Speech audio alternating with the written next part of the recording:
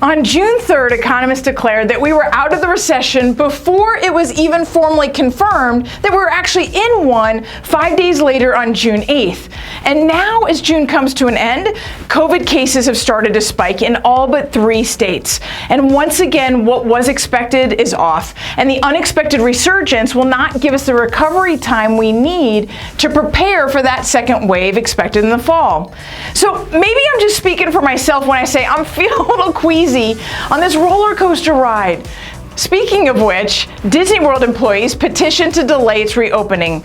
Meanwhile, Polis reclosed Colorado's bars and nightclubs after opening them up only 2 weeks ago. He did, however, keep the Protect Our Neighbors stage available to all counties in July upon meeting application criteria.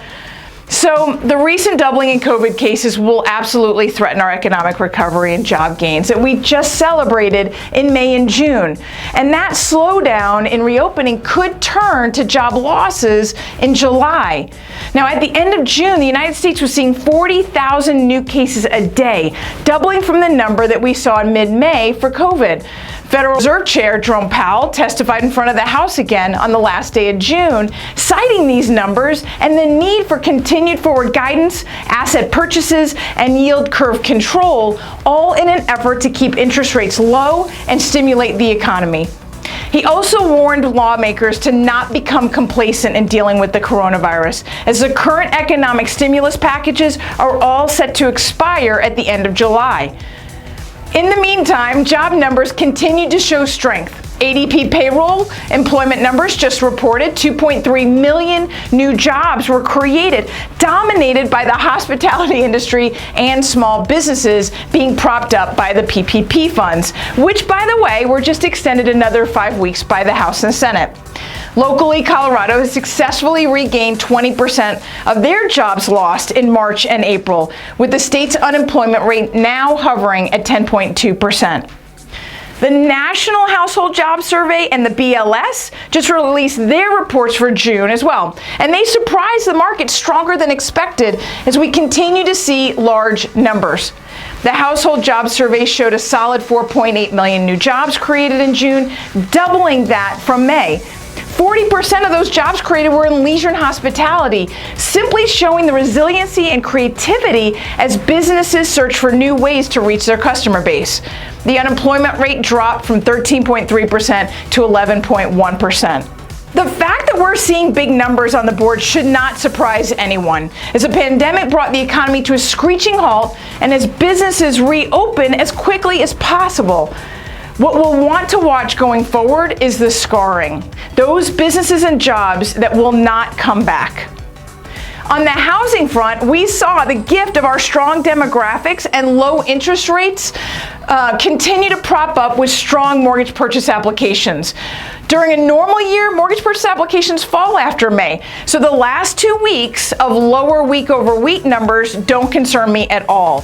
But look at the year to date. Last week we were up 18%, this week up 15% year over year, and those gains are robust, especially propped up by the 30-year mortgage rates still 0.75% lower than they were a year ago, giving our buyers an additional 10% purchasing power.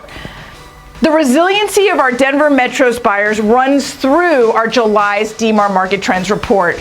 New listings got gobbled up as pending home sales continued to show strength of 16% month over month. And this is on top of May's 115% surge.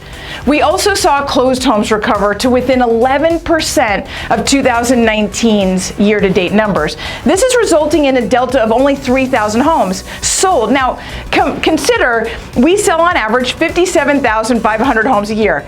So now we've recovered to within half a month of homes sold. What's also recovered this month was our year-to-date median closed purchase price. Now that dipped slightly last month, but this month we landed at a strong 4.53% gain for our homeowners. This gain, however, comes at a cost. Inventory.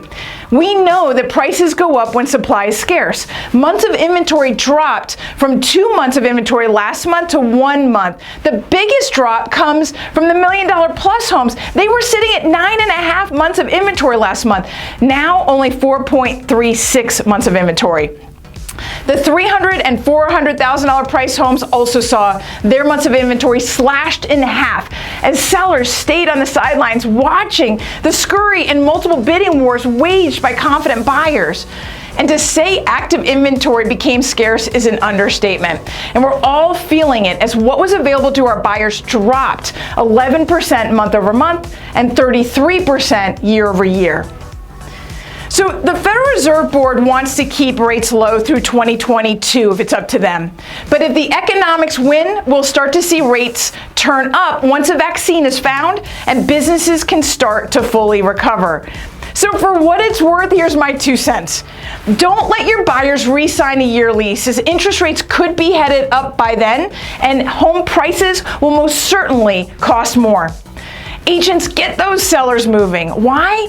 Because not only does the market need their inventory, it's willing to pay for it. And while rates are low, their repurchasing power is also strong. So as the economy finds its path to recovery, the housing market will be its guiding light. Strong, stable, and willing to provide financial security to those who participate. Nicole, Rueth, the Rueth team of Fairway Mortgage, keeping you updated.